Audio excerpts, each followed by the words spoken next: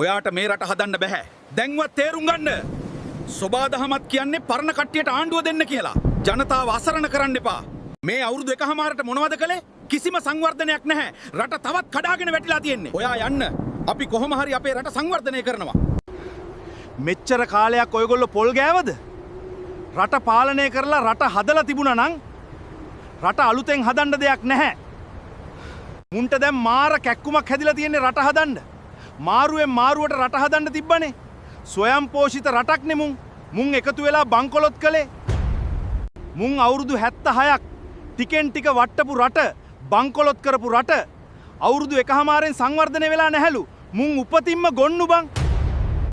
හතර වටේම හිටියේ හොරු. ඒ හොරු ටික දැන් එකතු වෙලා මේ අර්බුදය නැති කරනවලු.